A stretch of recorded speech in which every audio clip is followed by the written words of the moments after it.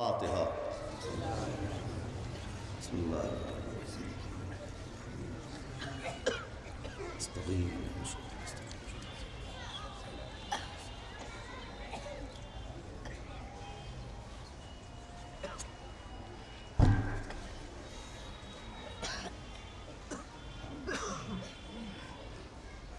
اعوذ باللہ السمیع العلیہ العظیم من الشیطان اللعین الرجیم بسم اللہ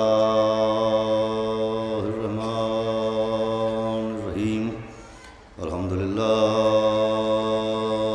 رب العالمین والصلاة والسلام علی سیدنا و نبینا و شفیعنا و طبیب قلوبنا و مولانا مقتدانا بالقاسم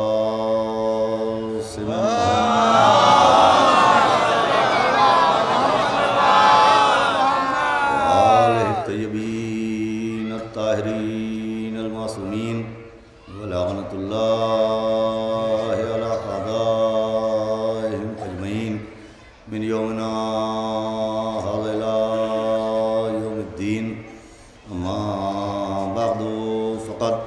قال اللہ سبحانہ تبارک و تعالی بالقرآن المجید والفرقان الحمید بسم اللہ الرحمن الرحیم اہدنا الصراط المستقیم صلوات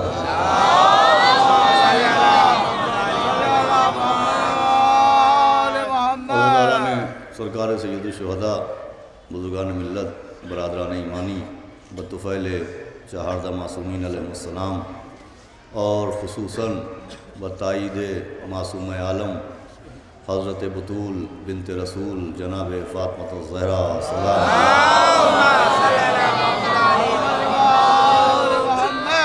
امسال کی خمسہ مجالس کی آج یہ چوتھی تقریر ہے۔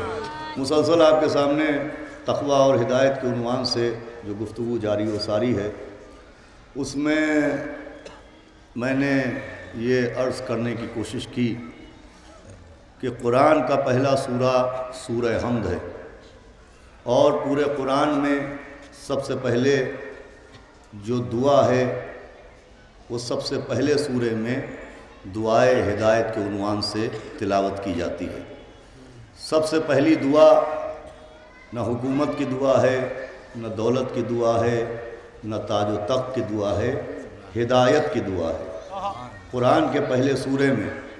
اور یہ قرآن کا پہلا سورہ ہر نماز میں 2 مرتبہ پڑھنا لازمی ہے، یعنی ہر انسان کے لیے ضروری ہے کہ دن میں کم سے کم 10 مرتبہ اس سورہ حمد کے ذریعے دعائے ہدایت کرے۔ یہی اہمیت ہدایت کے لیے بہت ہے، اہمیت ہدایت کے لیے کافی ہے۔ قرآن کا پہلا سورہ ہے سورہ حمد، اور قرآن کا دوسرا سورہ ہے سورہ بقرہ۔ اللہ نے پہلے سورے میں ہدایت کی اہمیت بیان فرمائی ہے، اور فوراً دوسرے سورے میں ہدایت کی شرطیں بیان فرمائی ہیں، جس میں ایک شرط غیب پر ایمان لانا ہے، نماز کو قائم کرنا ہے، اپنے رزق میں سے انفاق کرنا ہے۔ لیکن جو ہدایت کی پہلی شرط ہے ہدی للمتقین، وہ تقوی ہے۔ تقوی کو ہدایت کی شرط اول قرار دیا کہ تقوی کے بغیر تلاوت تو ہو سکتی ہے، تقوی کے بغیر ہدایت نہیں ہو سکتی ہے۔ قرآن سے ہدایت کے لیے تقوی شرط ہے، تلاوت شرط نہیں ہے۔ ہدایت کے لیے تقوی کی وہی اہمیت ہے جو ایک مشرک کی طہارت کے لیے کلمے کی اہمیت ہے۔ مشرک کو قرآن نے نجس کہا، مشرک کے ہاتھ کا کھانا نجس ہے، مشرک کے ہاتھ کا پانی نجس ہے، مشرک کا پسینہ نجس ہے۔ شرک جیسی نجاست سے بڑی نجاست قرآن کی نظروں میں کوئی نہیں ہے۔ سب سے بڑی نجاست شرک کی نجاست ہے۔ سب سے بڑا نجس نگاہ قدرت میں مشرک ہوتا ہے۔ یہ اتنا بڑا نجس ہے کہ اللہ نے اس کے لیے اپنے گھر کے دروازے بھی بند کر دیے. مشرک کا زمین حرم پر قدم رکھنا حرام ہے. مشرک کو اجازت نہیں ہے. آئیے بھائی ادھر تشریف لے آئیں. مشرک کو آ جائیے تو مجھے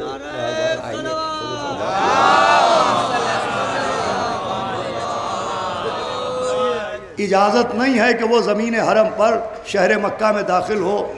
ماشاءاللہ علماء ہمارے مولانا منتظر جعفری صاحب، محسن صاحب، صدر صاحب اور شفق صاحب، غالباً مولانا مرزا ممتاز علی صاحب اور باقر صاحب وغیرہ بھی تشریف فرما ہیں، وہ تائید فرمائیں گے.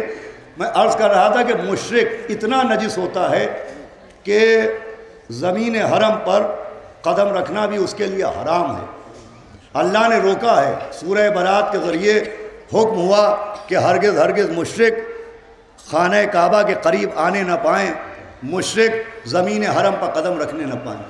اب یہاں پر مجھے رک کے پوچھنا ہے کہ مشرک کعبے میں کیا کرنے آتے تھے؟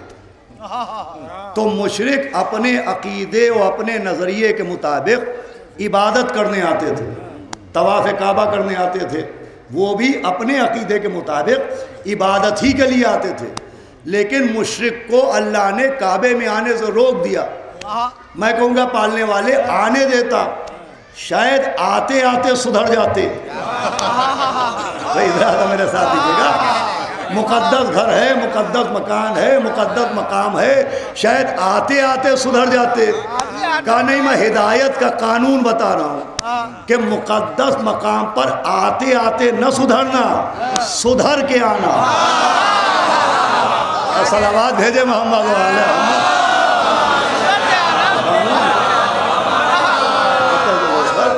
کہ آتے آتے نہ سدھرنا، یہاں سدھر کے آنا، عقیدہ درست کر کے آنا، نظریہ درست کر کے آنا. توجہ فرما رہے ہیں آپ. مشرک کو روک دیا گیا. تو اتنا نجس ہے مشرک، اور ایسا نجس ہے کہ پانی کی ٹنکیوں سے نہائے یہ پاک نہیں ہوتا، آب زمزم سے غسل کرائے یہ پاک نہیں ہوتا. اس کی طہارت کے لیے شرط ہے کلمہ. ادھر اس نے کلمہ پڑھا تو وہ مشرک جو پانی کی ٹنکی سے پاک نہ ہوا تھا، ادھر کلمہ پڑھا، ایک بالٹی نے اسے پاک کر دیا. صلوات بھیجے محمد و آل محمد.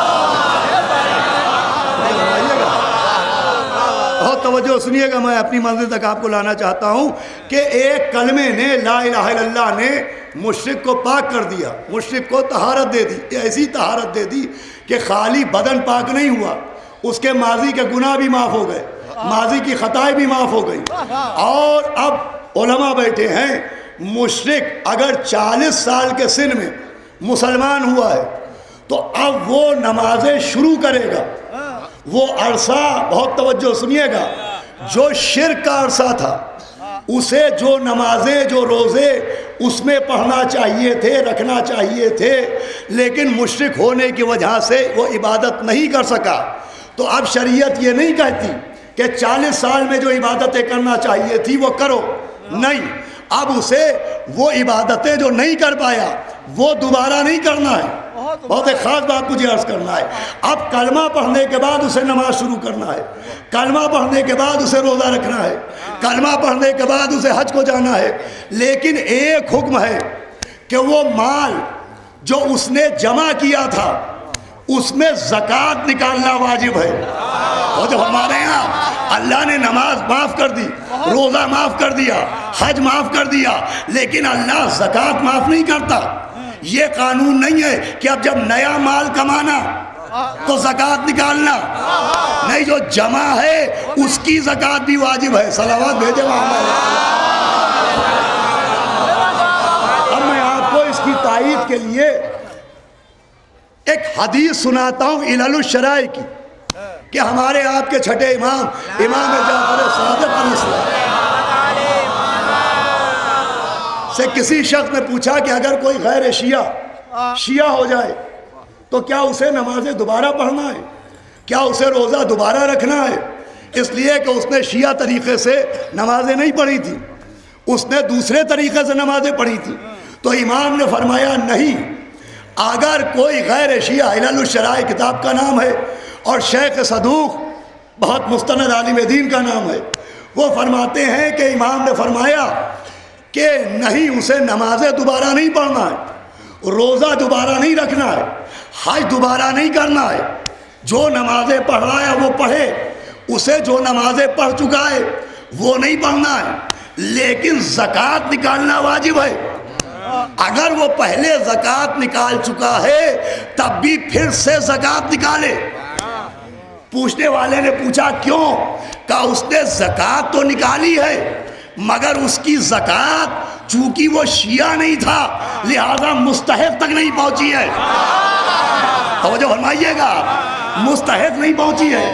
امام سے پوچھنے والے نے پوچھا کہ وہ مستحق زکوٰۃ کون ہے؟ بھائی توجہ فرمائیے گا، مستحق زکوٰۃ کون ہوتا ہے؟ امام نے فرمایا زکوٰۃ کا مستحق صرف ہمارے چاہنے والے ہوتے ہیں۔ توجہ فرمائیے گا، صرف ہمارا چاہنے والا زکوٰۃ کا مستحق ہوتا ہے، اسے زکوٰۃ ضرور نکالنا ہے تاکہ مومنین کو ان کا حق مل جائے۔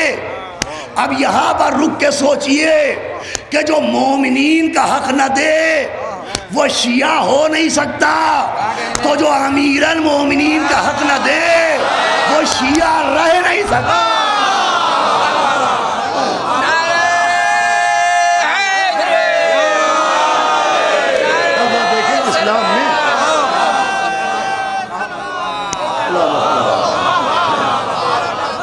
ایک اس سے بہتر صلوات بھیجے محمد۔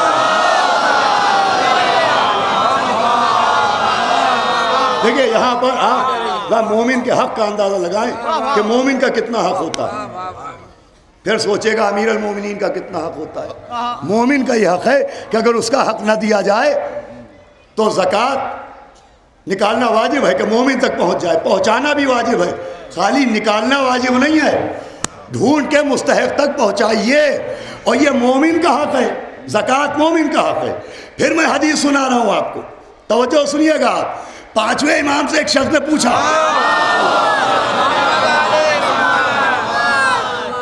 کہ ہم پر مومن کا حق یہ ہے کہ ہم زکوٰۃ اس کو دیں، یہ بتائیے اللہ پر، اب آخری آدمی تک توجہ چاہتا ہوں، اللہ پر مومن کا کیا حق ہے؟ ہم پر یہ حق ہے کہ ہم اس کا حق اس تک پہنچائیں، اللہ پر مومن کا حق کیا ہے؟ تو امام نے کچھ دیر چاہا کہ جواب نہ دیں، لیکن جب وہ بضد ہوا کہ ذرا یہ بتائیں کہ اللہ پر مومن کا حق کیا ہے، تو امام نے کہا کہ اللہ پر مومن کا ایک حق یہ ہے کہ وہ جو درخت دیکھ رہا ہے، مومن کا حق یہ ہے کہ اگر مومن اس درخت سے کہہ دے کہ یہاں آ تو درخت چلتا ہوا آ جائے گا۔ تو جو فرما رہے ہیں یہ مومن کا حق ہے اللہ پر کہ اگر مومن کہہ دے تو درخت انسانوں کی طرح چلنے لگے گا۔ اب کوئی حیرت نہ کرے کہ اگر امیر المومنین کہیں اور سورج نکلنے لگے، ستارہ اترنے لگے، علی کو دیکھ کے میت سلمان مچلنے لگے، تو بھیا یہ حیرت کی بات نہیں ہے، یہ امیر المومنین کے حق کی بات ہے۔ صلوات بھیجے محمد علیہ۔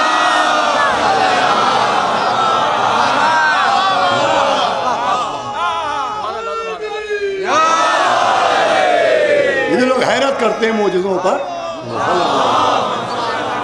کہ صاحب یہ کیسے ہو گیا، وہ کیسے ہو سکتا ہے؟ یہ امیر المومنین کا حق ہے اللہ کے اوپر، اور مومن کے حق کو دیکھیے کہ مومن کا حق نہ دیا جائے۔ تو عزیزان گرامی، مشرک کے لیے طہارت کی شرط ہے کلمہ۔ اب میں گفتگو کا آغاز کرنا چاہتا ہوں بھائی یہاں پر رک کے کہ ایک مشرک جسے آب زمزم پاک نہ کر پایا، ایک مشرک جسے سمندر پاک نہ کر پائے، جسے دریا پاک نہ کر پائے، یہاں تک لا کے ایک سوال کا جواب دینا چاہتا ہوں اور ایک علماء سے سوال پوچھنا چاہتا ہوں۔ اسے کلمے نے پاک کر دیا، کلمے نے اسے طہارت دے دی، مشرک جیسا نجس، اور کلمے نے اسے پاک کر دیا۔ اچھا اب نجاستوں میں جیسی نجاست مشرک کی ہے ویسے ہی نجاست کتے کی ہے۔ نہ مشرک پاک ہو سکتا ہے دریا میں غوطے لگائے، اور نہ کتا پاک ہو سکتا ہے۔ تو مشرک تو پاک ہو گیا کلمے کے ذریعے۔ ایک چیز ایسی ہے کہ کتا بھی پاک ہو جاتا ہے، آپ کہیں گے وہ کیا ہے؟ وہ ہے اصحاب کہف کی محبت۔ تو جب ہمارے یہاں بھائی سب مانتے ہیں کہ اصحاب کہف کا کتا جنت میں جائے گا، جنت میں نجاست تو جا نہیں سکتی، کیسے جائے گا؟ کہ اللہ پاک کرے گا۔ تو اصحاب کہف کی محبت کی وجہ سے کتا پاک ہو جائے گا۔ مجھے جواب نہیں دینا ہے، مجھے سوال کرنا ہے کہ جب اصحاب کہف کی محبت کتے جیسے نجس کو پاک کر سکتی ہے، تو اگر حسین کی محبت نکلنے والے خون کو پاک کر دے،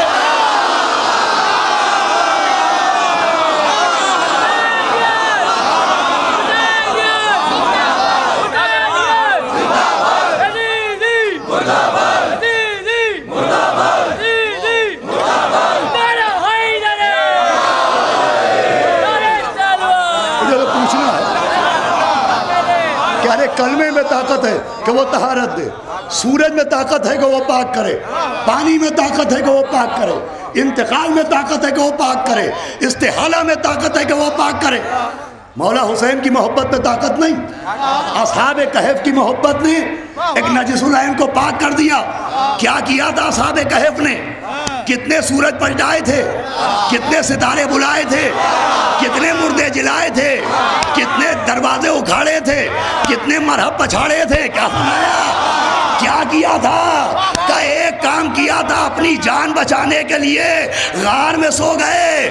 تو جو اپنی جان بچانے کے لیے غار میں سو جائے، اس کی محبت میں اتنی طاقت ہے، تو جو نبی کی جان بچانے کے لیے تلواروں میں سو جائے۔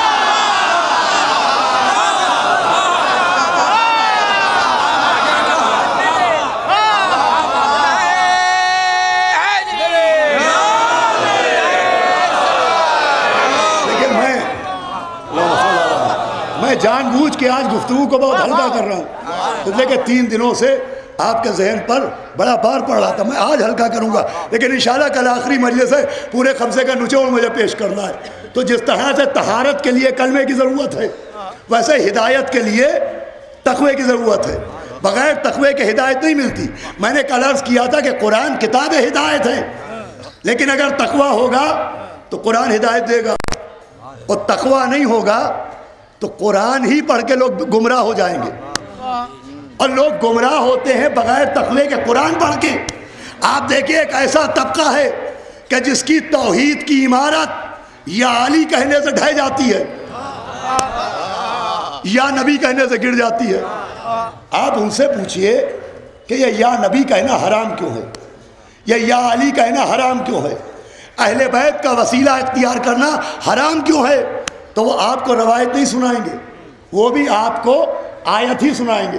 میں کل عرض کر چکا ہوں، جو سن چکے ہیں ان کے لیے مجھے دوبارہ نہیں دہرانا، وہ آیت سنائیں گے، ایاک نعبد و ایاک نستعین، کہ قرآن میں ہے ہم تیری عبادت کرتے ہیں اور تجھی سے مدد چاہتے ہیں۔ تو جب قرآن کہہ رہا ہے ایاک نستعین، تو ہم یا علی کیوں کہیں، ہم یا نبی کیوں کہیں، ہم اہل بیت کو کیوں پکاریں، ہم ان سے دعا کیوں مانگے؟ اس لیے کہ جب قرآن کہہ رہا ہے ایاک نستعین، تو بھیا یہ ہے تقوی سے دوری، کہ ایاک نستعین دیکھ لیا اور یا نارو کونو بردو نہ دیکھا۔ بھائی میں بالکل الگ کی دلیل دینا چاہتا ہوں، میرے ذہن کے قریب آئیے گا۔ یا نارو، ابراہیم آگ میں گئے، اللہ نے کہا یا نارو کونی بردوں سلامن علی ابراہیم، اے آگ ٹھنڈی ہو جا، یا نارو، یا نارو۔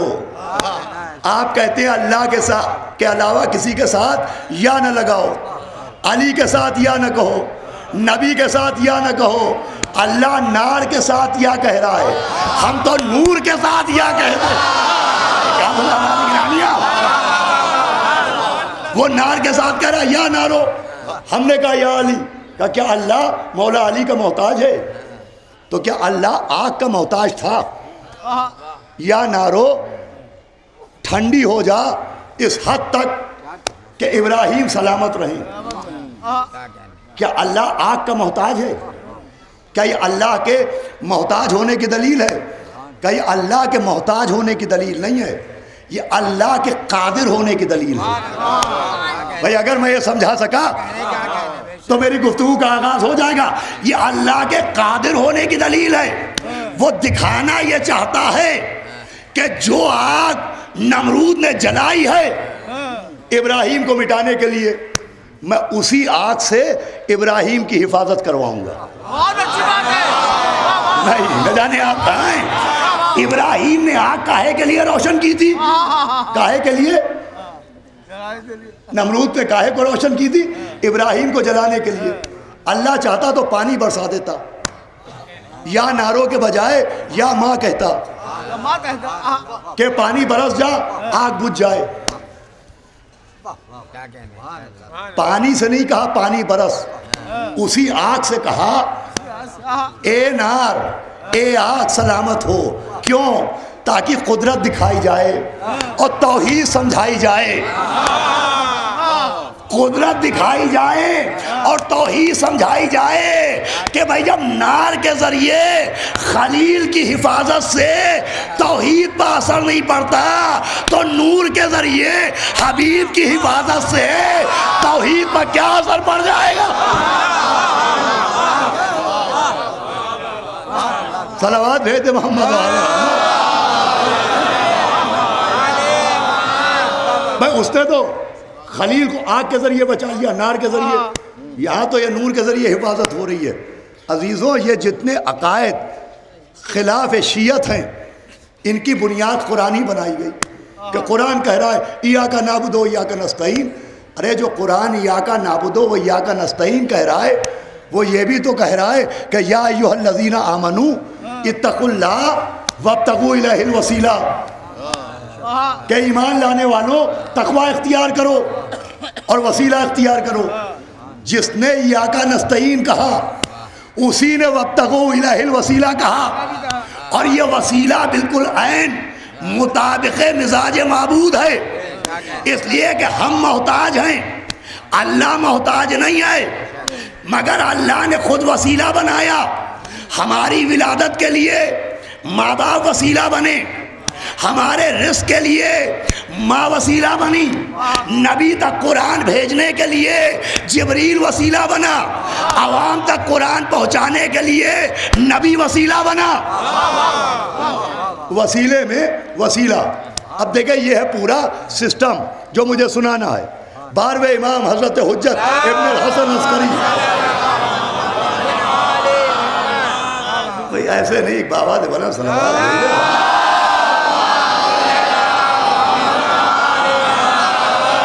کہ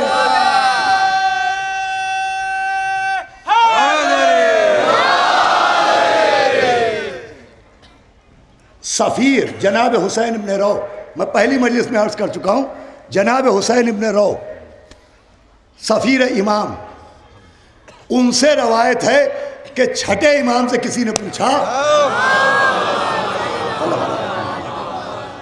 کہ اللہ کا حکم آسمان سے زمین پر آتا کیسے ہے اور بندے کا عمل زمین سے آسمان پر جاتا کیسے ہے؟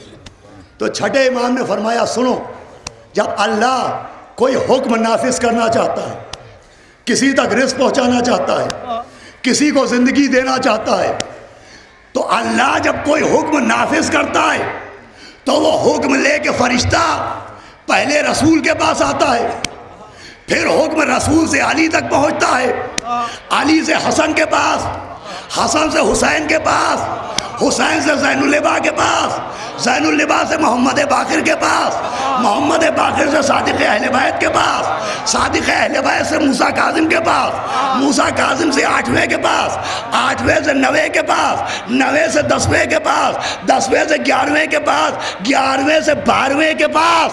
صلوات بھیجتے محمد.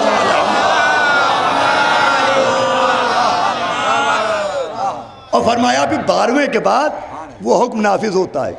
فرمایا جب کوئی حکم ادھر سے ادھر آتا ہے تو ہمارے سلسلوں سے ہوتا ہوا آتا ہے. پھر فرمایا کہ سنو، جب کسی کا کوئی عمل فرشتہ اللہ تک لے جاتا ہے تو ڈائریکٹ نہیں لے جاتا، پہلے 12ویں کے پاس لاتا ہے، 12ویں سے 11ویں کے پاس، 11वें से 10वें के पास, 10वें से 9वें के पास, 9वें से 8वें के पास, 8वें से 7वें के पास, 7वें से 6ठे के पास, 6ठे से 5वें के पास, 5वें से 4थे के पास, 4थे से हुसैन के पास, हुसैन से हसन के पास, हसन से अली के पास, अली से नबी के पास, फिर नबी से खुदा के पास। ना वहाँ की अता यहाँ आती है इनके वसीले के बगैर, ना हमारा अमल वहाँ जाता है इनके वसीले के बगैर। ये एक सिस्टम है जो मुझे सुनाना है आप। ना उसकी आता, ये देखिए, ये इसे कहते हैं सुनना। सलावत भेजे मोहम्मद वाले मोहम्मद। जरा सी थोड़ी सी थोड़ी सी मुश्किल है, मुश्किल कुशा के सदक़े में आसान होगी। मैं चाहता हूँ बच्चों का इस वसीले का ये सिस्टम बता दिया जाए। अब चौथे इमाम हज़रत इमाम ज़ैनुल लबा अलैहिस्सलातु वस्सलाम, जनाब अबू हमज़ा सुमाली, बड़ी मशहूर शख्सियत तारीख़ की। चौथे इमाम ने फरमाया, अबू हमज़ा नमाज सुबह के बाद सोया न करो, जब तक सूरज न निकल आए सोया न करो। जनाब अबू हमज़ा ने कहा, हज़रत क्यों? फरमाया, ये वक्त रिस्क के बटने का होता है। उन्होंने पूछा, हज़रत रिस्क बटता कैसे है? फरमाया, रिस्क का मालिक वो है, इजरा होता है हमारे हाथ पर। रिस्क का मालिक वो है, इजरा होता है हमारे हाथ पर। भाई यहाँ तक आपको लाना था।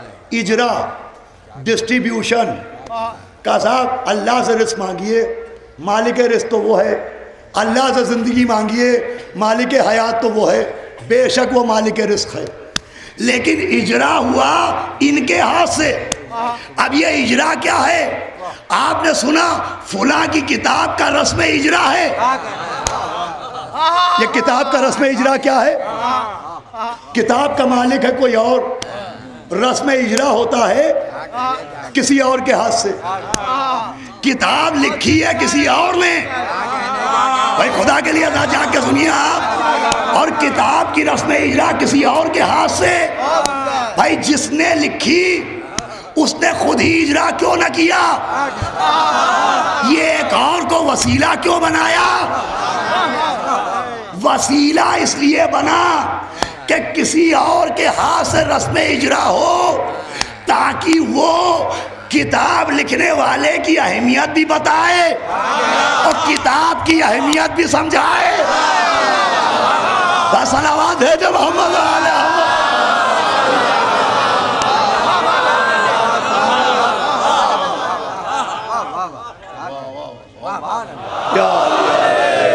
भाई मिल के एक मरतबा बाबा दे बड़ा सलावत है दे।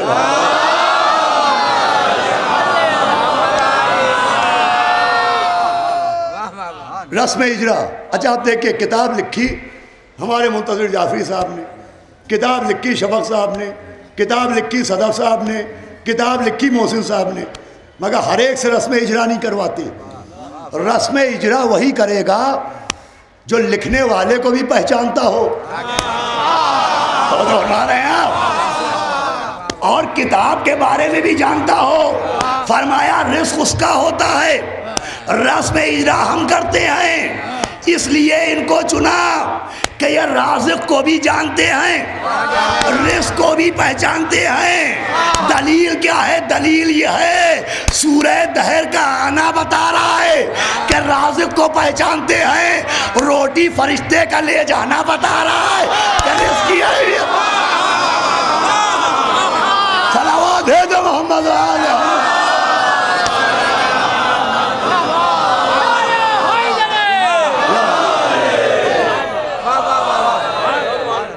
थोड़ी सी मुश्किल है। इंशाअल्लाह कल आखिरी मजलिस है, अगर कुछ कमी रह गई तो कल समझ लीजिएगा, लेकिन इसको ज़रूर समझ लीजिए आप। इसलिए कि ज़रा सी बातों पे कि साहब ये तो शिरक है, राज़िक़ अल्लाह है, ये रिस्क कैसे बांटेंगे? ज़िंदगी का मालिक अल्लाह है, ये ज़िंदगी कैसे देंगे? तो भाई जो अल्लाह रिस्क का मालिक है, जो अल्लाह ज़िंदगी का मालिक है, जज़ा और सज़ा का मालिक कौन है? मैंने नेकी की, जज़ा का मालिक اللہ، میں نے گناہ کیا، سزا کا مالک اللہ۔ قاتل کی سزا کیا ہے؟ سر کاٹ دو۔ چور کی سزا کیا ہے؟ انگلیاں کاٹ دو۔ زانی کی سزا کیا ہے؟ سنسار کر دو۔ یہ سزائیں کس کی طرف سے ہیں؟ ذرا میری طرف متوجہ ہوئیے گا، اللہ کی طرف سے۔ دور رسول میں قاتل تھے کہ نہیں؟ دور رسول میں چور تھے کہ نہیں؟ کیسے کیسے تھے؟ صلوات بھیجے محمد و آل محمد۔ سزا کا مالک اللہ۔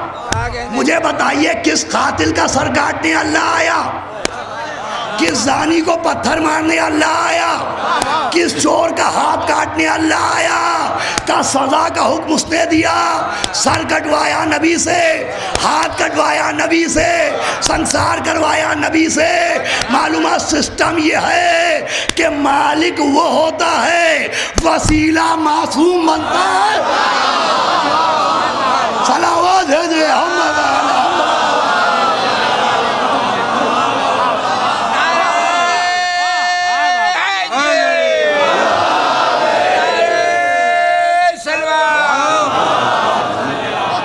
مالک وہ ہے، سزا کا مالک وہ، سزا دلوائے گا معصوم سے۔ تو زندگی کا مالک وہ، مردہ زندہ کروائے گا معصوم سے۔ رزق کا مالک وہ، رزق بٹوائے گا معصوم سے۔ یہ ہے عزیزان گرامی وسیلہ، اور وسیلہ بنانا شرک نہیں ہے، وسیلے کو نہ ماننا کفر ہے۔ شیطان جو کافر ہوا، کانا من الکافرین، تو کیا کفر کیا تھا؟ کب اللہ کا انکار کیا تھا؟ اللہ کا انکار نہیں کیا، آدم کا انکار کیا۔ تو آدم تھے خلیفہ، خلیفہ خود ہے وسیلہ۔ کیا بنایا؟ اس نے کیا وسیلے کا انکار۔ کہا یہ تو خطابت ہے، اب ذرا قرآن پڑھیے، اب آپ جاگیں گے انشاءاللہ۔ قرآن پڑھیے۔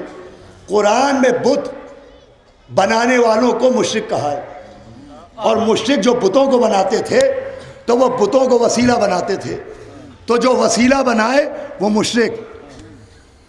تو مشرک وسیلہ بنانے کی وجہ سے مشرک نہیں ہے، بتوں کو وسیلہ بنانے کی وجہ سے مشرک ہے۔ اس لیے کہ وہ خود سے بناتے تھے، ہم وسیلہ خود سے نہیں بناتے ہیں، اسے بناتے ہیں جسے خدا نے بنایا ہے۔ وہ اس لیے مشرک تھے۔ اب آخری آیت توجہ کہ انہوں نے بتوں کو وسیلہ بنایا، تو اللہ کو بتوں سے نفرت کیا ہے؟ اور نفرت کیوں ہے؟ کیوں اللہ نے مشرک کہہ دیا؟ تو دیکھیں سبب یہ ہے کہ بت جو وسیلہ بنائے جاتے تھے ان کا عالم یہ تھا، جہاں لٹا دو لیٹ گئے، جہاں بٹھا دو بیٹھ گئے، گناہ کرو روکیں گے نہیں، خطا کرو ٹوکیں گے نہیں، پکارتے رہو آئیں گے نہیں۔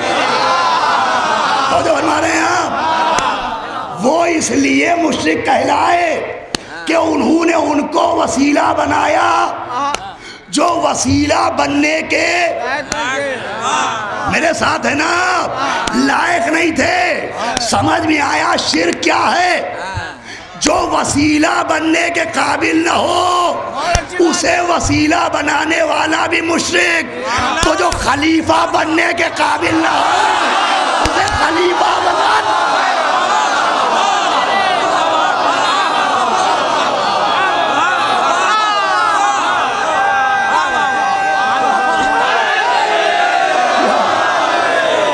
یہ ہے شرک۔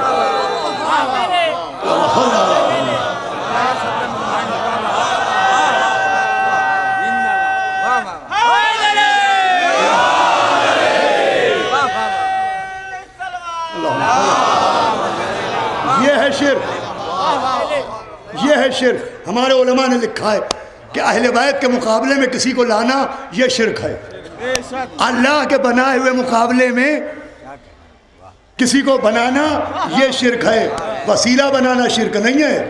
وسیلہ تو عین مطابق قرآن ہے، کہا جب اللہ موجود ہے تو اللہ ہی کو پکاریے، تو جب اللہ موجود ہے تو اللہ ہی کو سجدہ کیجئے۔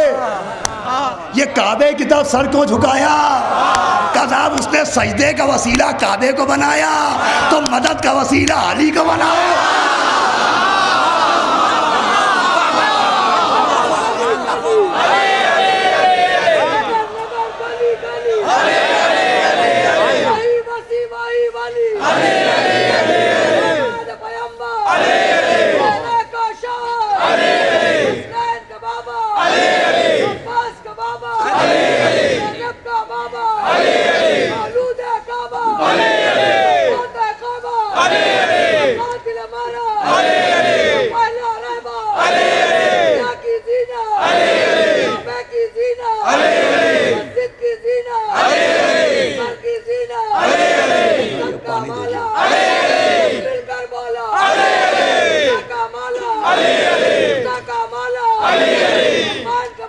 در کا مولا عمر کا مولا غریب کا مولا امیر کا مولا سنت کو نکالا خدا کو بلا لے حسین کو پالے حسین حوالے خدا کو بلا لے خدا کو دلائے مشکل سے بچائے ناز کو آئے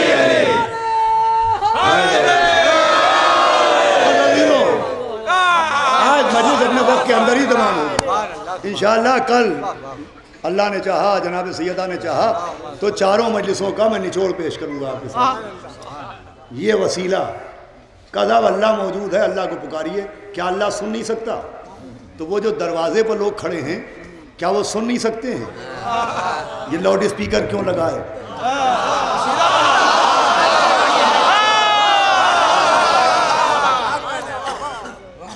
کہا صاحب وہ سن سکتے ہیں، میری آواز اس کے بغیر وہاں تک جا نہیں سکتی. تو بندے کی آواز بندوں تک بغیر وسیلے کے جاتی نہیں ہے. کیا اللہ سن نہیں سکتا؟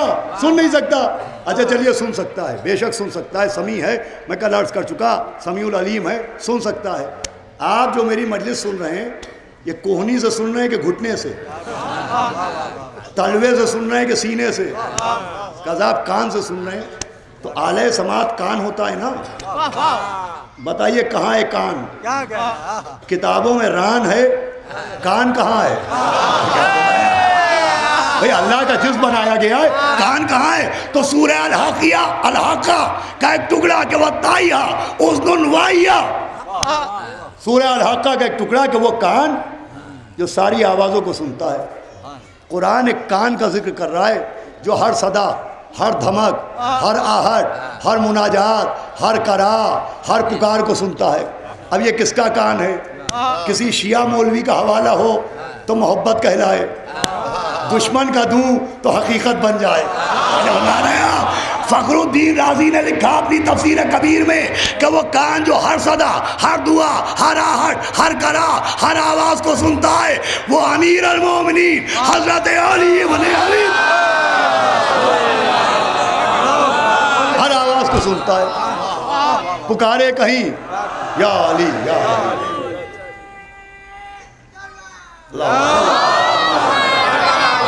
پکارے کوئی سنیں گے علی، بلائے کوئی آئیں گے علی، مرے کوئی جلائیں گے علی. ہاں زندہ باد زندہ باد. سب مل کے ایک نعرہ لگا دیں.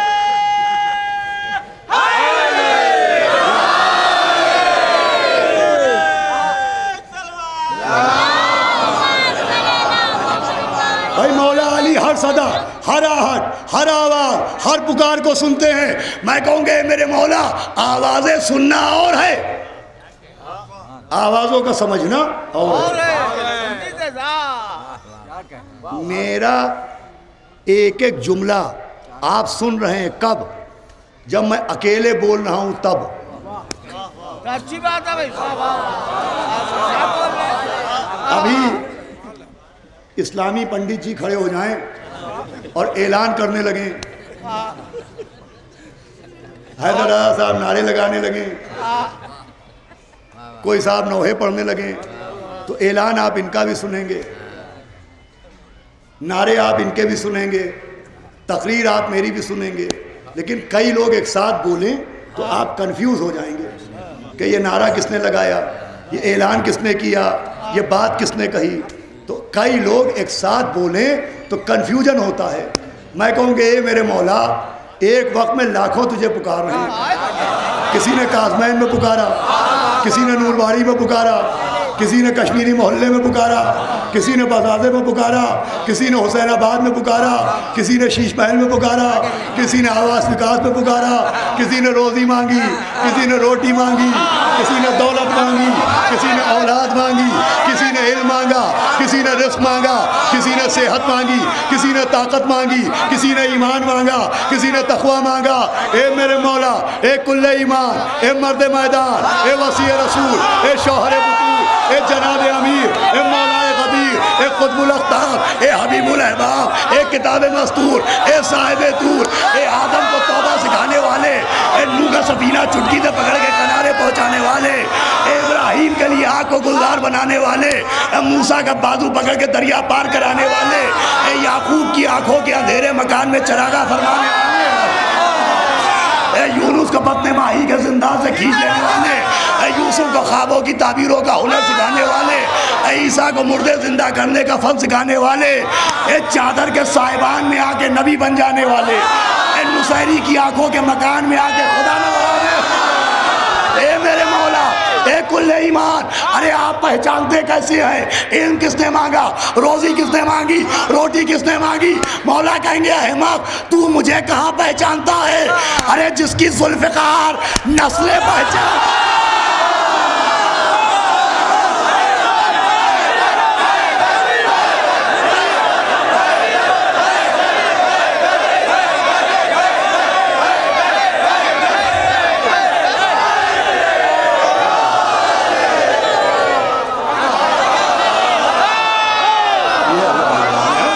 जिसकी जुल्फ़िकार नस्लें पहचान,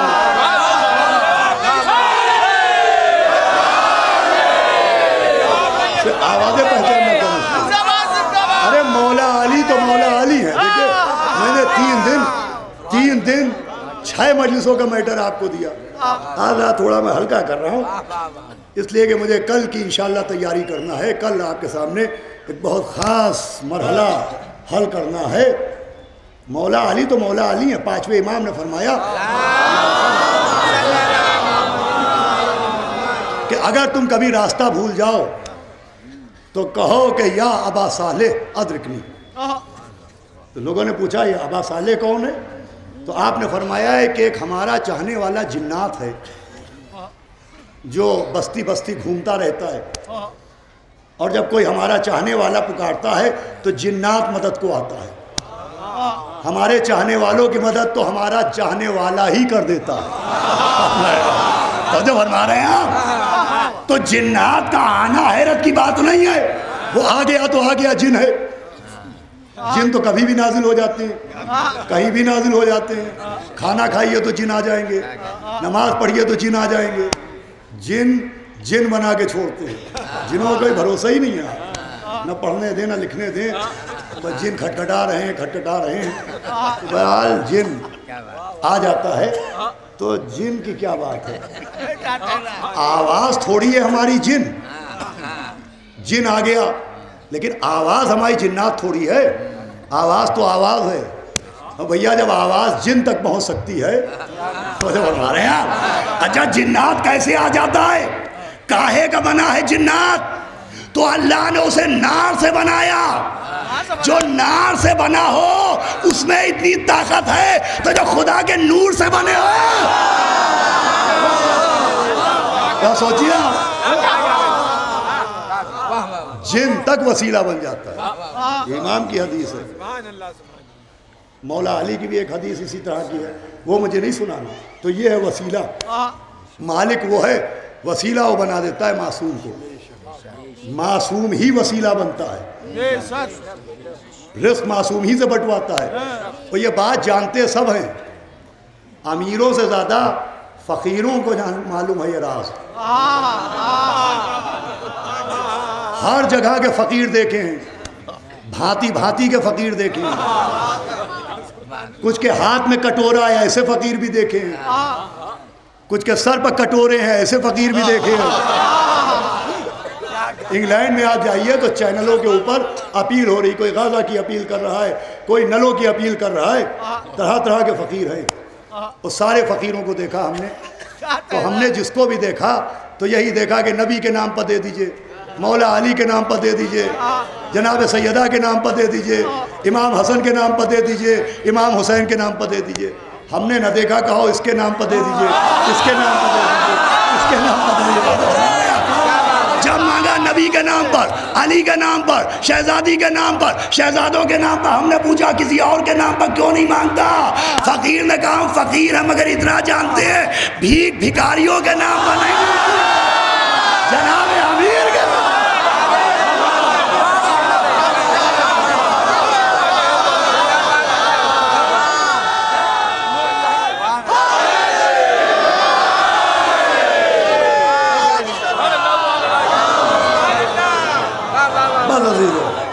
وقت تمام ہو گیا تو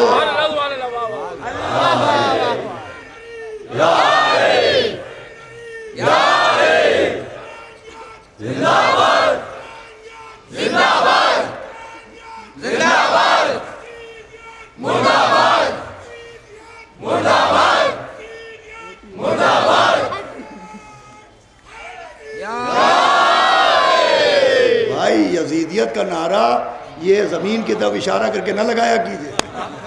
آپ ابو تراب کے دشمن کا اشارہ تراب کی طرف کر رہے ہیں. زمین کا باپ علی ہے.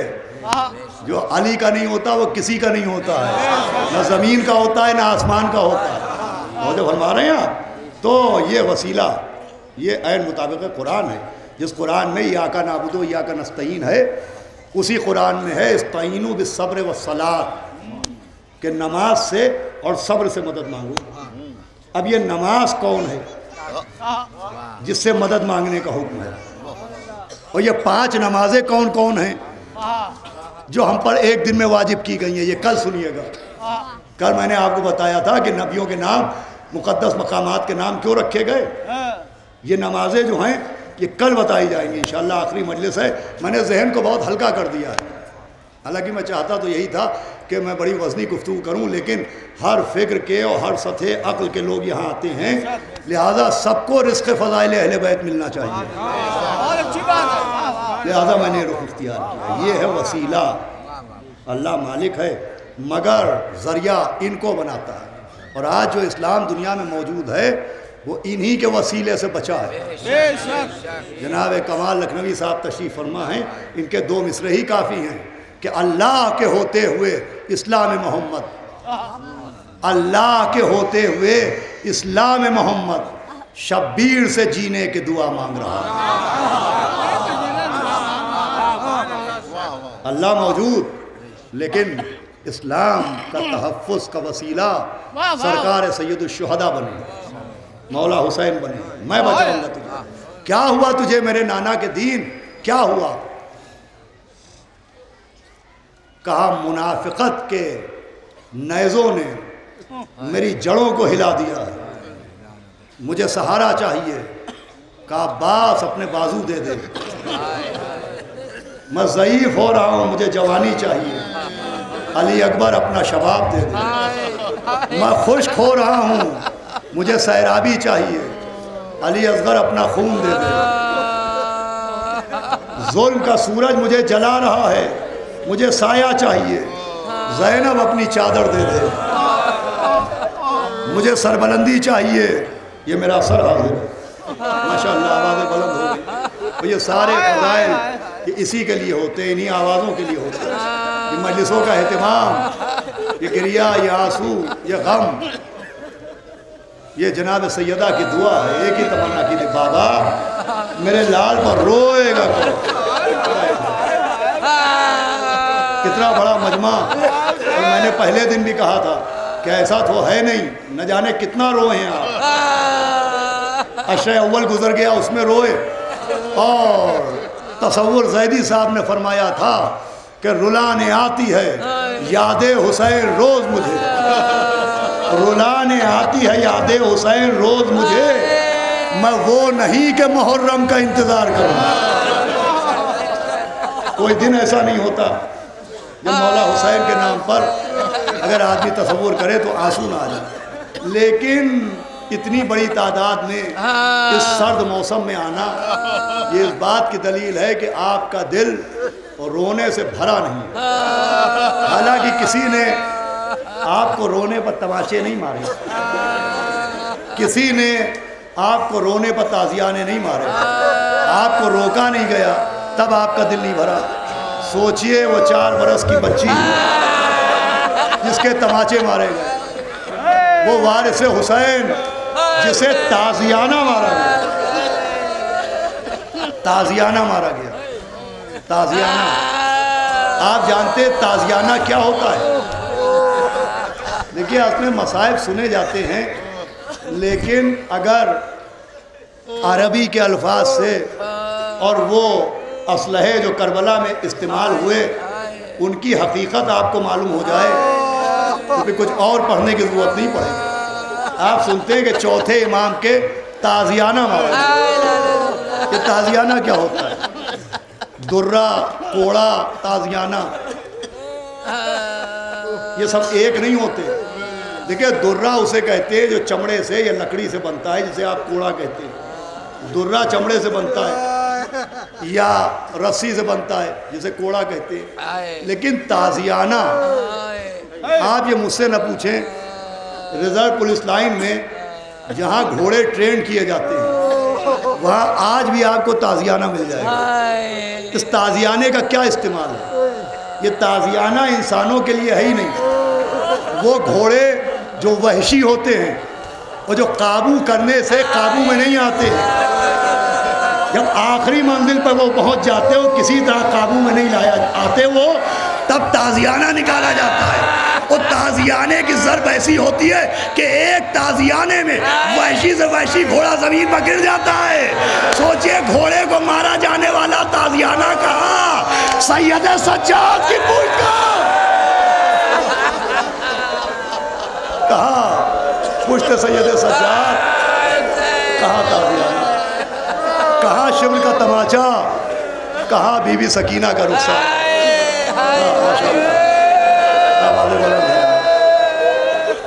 نیزہ نیزہ آگے سے نکیلا ہوتا ہے اور پیچھے سے نیزہ ٹرائی اینگل شیپ ہوتا ہے. نیزے میں جو وہ ایک تکونا حصہ ہوتا ہے، اس تکونے حصے کو بھی آپ غور سے دیکھیے. اگر آپ میوزیم میں جائیے، عرب کے میوزیم میں، پرانے جو عجائب خانے ہیں ان میں، تو اس زمانے کے آپ کو یہ نیزے دکھائی دیں گے. نیزہ آگے سے نکیلا رکھا جاتا ہے اور پیچھے سے تکونا، اور تکونے کے ساتھ ذرا سا مڑا رہتا ہے جسے آپ ہک کہتے ہیں. یہ اس لیے بنایا جاتا تھا کہ وہ نکیلا حصہ بدن کے اندر چلا جائے، اور جب جانے کے بعد کھینچا جائے تو اب چاہے ہڈیاں باہر آ جائیں، چاہے کھال باہر آ جائے، چاہے اکبر کا کلیجہ باہر آ جائے، یہی تک لانا تھا. یہ جو آپ سنتے ہیں کہ نیزے کی آنی کے ساتھ کلیجہ نکل آیا، جب بستر پر لیٹیے گا تب سمجھ میں آئے گا. تب مجھے اس کے علاوہ اور زیادہ تفصیل بیان نہیں کرنا. آج جناب علی اکبر کا ذکر کرنا تھا، لہذا میں یہاں آپ کو لے آیا. بہت زیادہ دیر ذکر بھی نہیں کرنا ہے، کیونکہ ایک ذاکر کے خواب میں پیغمبر خدا آئے اور کہا کہ علی اکبر کے مصائب اتنی دیر تک نہ پڑھا. اس نے ہاتھ جوڑے کہا آقا کچھ غلطی ہو گئی. کہا غلط تو تو نے نہیں پڑھا، پڑھا سب، مگر اکبر کے مصائب اتنی دیر تک نہ پڑھا. کہا حضرت وجہ کیا ہے؟ کہا جتنی مرتبہ تو نے اکبر کا نام لیا میرا حسین اٹھتا تھا گر جاتا تھا گر جاتا تھا. اللہ ماشاءاللہ ماشاءاللہ، آواز بلند ہے. اکبر ایک واقعہ میں آپ کو سنا دوں، اس کے بعد 2-3 منٹ اور مجلس تمام ہو جائے. واقعہ یہ ہے کہ 2 لوگ پیغمبر اسلام کے پاس آئے، عرب کے رہنے والے، اور انہوں نے ایک مقدمہ پیغمبر کی خدمت میں پیش کیا. مقدمہ یہ تھا کہ وہ ایک اونٹ لے کے آئے تھے، ایک ناقہ. وہ ایک عرب کہہ رہا تھا یہ میرا ہے، دوسرا کہہ رہا تھا میرا ہے. کوئی فیصلہ ہی نہیں ہو پا رہا تھا. 2 لوگ ہیں اور 2 لوگ ایک ناقے کے دعوے دار ہیں. تو اس میں سے جو ایک تھا اس نے کہا کہ حضرت میں آپ کو ثبوت دیتا ہوں کہ یہ اونٹ میرا ہے. کہا کیا ثبوت ہے تیرے پاس؟ کہا آپ اس اونٹ کو نہر کروائیے، ذبح کروائیے، اور اس کا سینہ چاک کیجئے، وہ اس کا دل نکلوائیے. یہ اونٹ میرا ہے، اس کا ثبوت یہ ہے کہ اس کے دل میں 2 زخم ملیں گے. اگر ایسا نہ ہوا تو میں اس کی قیمت اسے دے دوں گا، اور اگر دل میں 2 زخم نکلیں تو یہ قیمت مجھے دے دے. پیغمبر نے کہا چلو یہ بھی کرتے ہیں.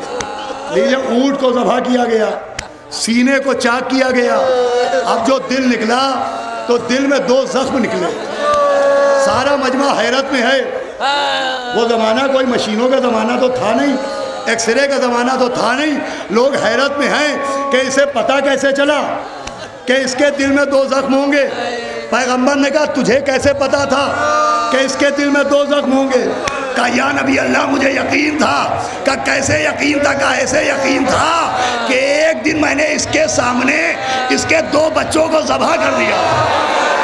مجھے یقین تھا جس کے سامنے بچے ذبح کر دیے جائے اس کے دل میں زخم ضرور نکلیں گے. عزادارو فیصلہ کرو. جب جانور کے دل میں اولاد کی اتنی محبت ہے، ہائے میرا حسین، ہائے میرا غریب. ماشاءاللہ ہائے حسین غریب، جس کی آنکھوں کے سامنے جوان بیٹا ایڑیا رگڑ رہا. یہ حق گریہ ہے. معصومہ آپ کو دعا دے رہی ہوں، جناب سکینہ آپ کو دعا دے رہی ہوں. مولا کسی غم میں نہ رلائے سوائے غم سرکار سید الشہداء. شاد رہیں، آباد رہیں یہ رونے والے. علی اکبر، علی اکبر. جناب ام لیلہ کہتی ہیں کہ چند دن کے تھے علی اکبر کہ ایک دن میں نے دیکھا حجرے میں آدھی رات کے بعد کوئی علی اکبر کا جھولا جھولا رہا. کہ میں نے غور سے دیکھا کہ کون جھولا جھولا رہا ہے اور مجھے کچھ سسکیوں کی آواز، رونے کی آواز.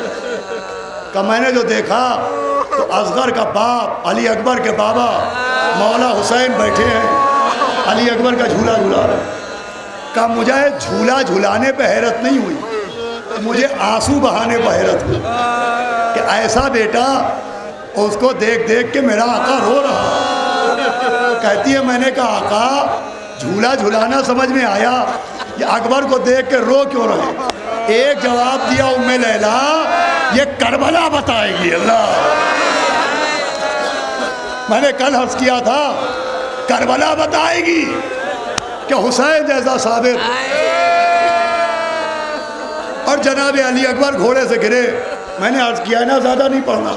مولا حسین جیسے صابر نے کہا تھا یا بنیا الدنیا بعدک لفا، میرے لال تیرے بعد زندگان یہ دنیا بخاک ہے. یہ اکبر کا گرنا وہ تھا کہ حمید کہتا ہے میں رونے لگا، میرا دل پھٹ گیا. میں نے حسین جیسا صابر دیکھا نہیں تھا، مجھے رونا نہیں آیا تھا، مگر مجھے رونا تب آیا جوان بیٹا گھوڑے سے گرا، سینے کو پکڑا، باپ کو پکارا. کب میں نے دیکھا امام دوڑے، چلتے چلتے گرے، پھر اٹھ گئے، پھر گرے، پھر اٹھ گئے، پھر گرے، پھر اٹھ گئے. کب مجھے رونا تب آیا 9 مرتبہ حسین گرے مگر گر کے اٹھ گئے. مگر جب اکبر کے بدن سے 10 قدم کا فاصلہ رہ گیا تو ایسے چلے جیسے چھوٹا سا بچہ. اینا یا اکبر، اینا یا بنیا. گھٹنیوں کے بل چلتے ہوئے پہنچے. آواز دی بابا یہ میرا نانا بیٹھا ہے، یہ میرا دادا بیٹھا ہے، یہ ہماری دادی بیٹھی ہے، یہ چچا حسن مجتبیٰ بیٹھے ہیں. بابا بابا اب مجھے شہادت تو پڑھنا ہی نہیں ہے، شہادت تو پڑھنا ہی نہیں ہے. مجھے کیا ہوا اس کے بعد مجھے پڑھنا ہی نہیں. کچھ ایسا ہوا تھا، کچھ ایسا ہوا تھا کہ ابراہیم نے آنکھوں پر ہاتھ رکھ لیا. ابراہیم نے حسین کو سلام کیا، کہا حسین تیری جرت پہ میرا سلام. مجھے بھائیو وہ بتانا ہے کہ اب 57 برس کے باپ نے 18 برس کا لاشا کیسے. دیکھیے اگر ایک آدمی بے ہوش ہو جائے تو ایک آدمی کو ایک آدمی نہیں اٹھا سکتا، کم سے کم 3 لوگ چاہیے. ایک جو کمر سے پکڑے، ایک جو سر کو سنبھالے، ایک جو پیروں میں ہاتھ لگائے. 3 آدمی. اب ایک لاشا اور 57 برس کا باپ. دریا کی طرف دیکھا، عباس وہ سو رہے ہیں. مقتل کی طرف دیکھا، بچپن کا دوست وہ سو رہا ہے. کیا کرے امام؟ لاشا کیسے اٹھایا؟ کمر میں ہاتھ ڈال کے. کمر میں ہاتھ ڈال کے لاشا نہیں اٹھایا، جو مقتل میں لکھا ہے کتابوں میں وہ سنا رہا ہوں۔ عجب انداز سے لاشا اٹھایا کہ پہلے تو جوان بیٹے کے پیروں کو سیدھا کیا، ہاتھوں کو برابر کیا، پھر باپ بیٹے کے سینے کے قریب آیا، داہنا پیر دائیں طرف، بایاں پیر بائیں طرف، گلے میں ہاتھ ڈالے، سینے سے سینہ ملایا، علی اکبر کی باہیں اپنے گلے میں ڈالی، کڑی مشکل کشا علی، میرے حاجت روا علی، کڑی الجوا کی لال اٹھاتا ہوں یا علی،